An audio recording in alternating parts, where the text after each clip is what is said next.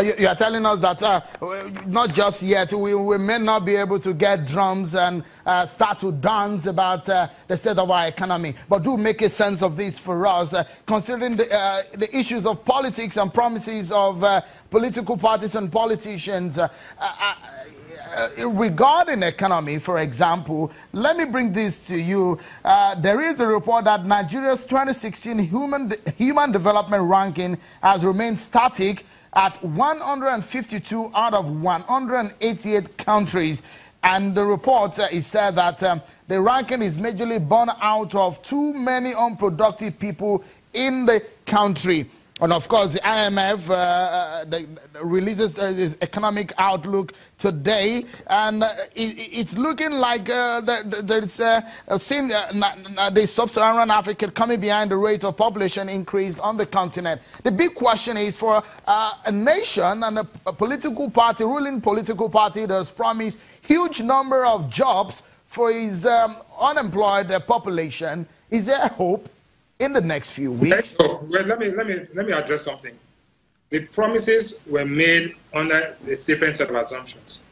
Nobody knew that the oil price would drop precipitously. Nobody knew that oil production would be sabotaged. So there were problems. There were delays. There were policy inertia. Now that you're coming out of it, it's not 0 or 100. It's a process. The recovery process has started. And you've got to be patient to allow it bear fruit. And it's, politicians will always take advantage of opportunity either to sell themselves or sell the opponents negatively. But the reality, at the end of the day, you are still having to deal with your unemployment, deal with high prices, deal with an exchange rate management. The truth is that this situation could have been worse.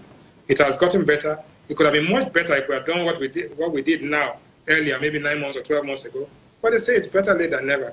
So it's time to celebrate what we have achieved, but also to work harder to ensure that you get out of it and that this tide lifts all the boats, that everybody enjoys a little bit of prosperity. Right now, the prosperity is only shared amongst a few people. But dealing with this we have to give kudos to the administration for the economic recovery and growth plan, the fiscal stimulus, the audacity to start dealing with the foreign exchange market, even though we need to open up that market, make it more transparent, and make the pricing much more sustainable. But the first step has started, and you are going to see the benefits as you go along. Like I said, by May, June, people begin to see the benefits. But then when investors start to put some money into the country, you got to get lower unemployment. Then it is at that point you can now begin to bring out the drums to celebrate. As long as unemployment is high, as long as inflation is still above 17%, we have problems. The misery index is still very high. Stay with me, Mr. Ariwani. Let me bring in the Senior Special Assistant to the President of Media and Publicity, Malam Garba Shehu, who joins me from our Abuja studio. Many thanks, Malam Shehu, for coming on the program. I'm very sure now life will be getting easier for you because for a spokesperson of government, you will have enough to say in the coming days now that this report is coming in. Let me quickly ask you, for a government and a ruling party that promised huge number of jobs, a buoyant economy, but has been stopped from achieving those aims and objectives and manifesto because of the bad state of economy. Where do you start from this kind of report that you get? It's about 2 years into the life of this government.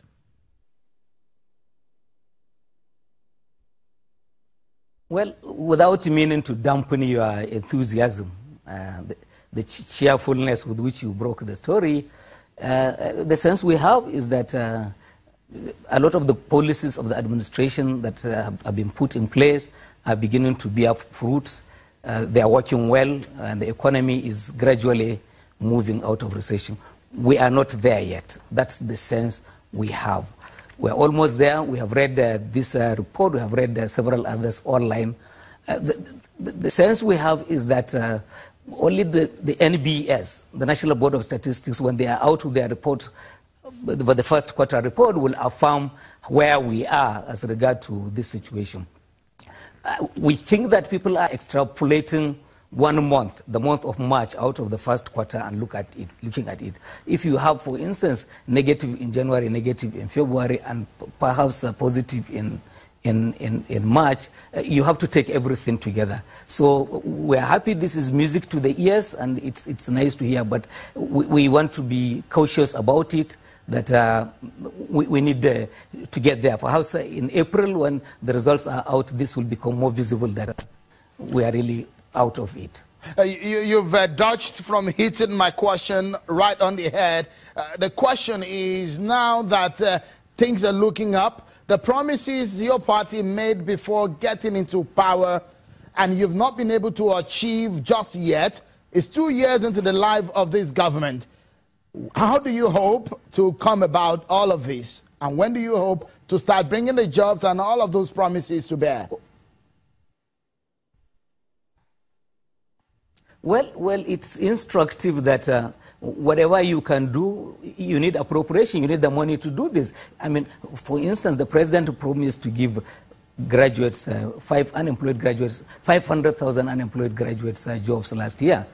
At the close of the year, we were able to enlist only about 200,000. This obviously was due to the fact that the economy couldn't just, deliver all of those numbers. So, are we happy that there is more money coming in? Are we happy that the economy is stabilizing? Absolutely, yes. Because without money coming in, without stability in Niger Delta and the economy picking up, you can't get anything done. That's absolutely correct. All right. Malam Shehu, stay with me. Mr. Bismarck Rwani, an economist, stay with me.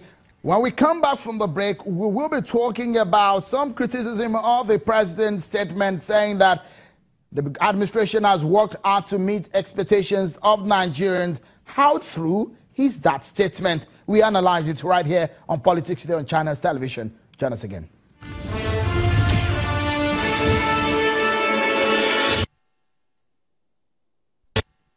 To achieve a 7% growth rate by 2020.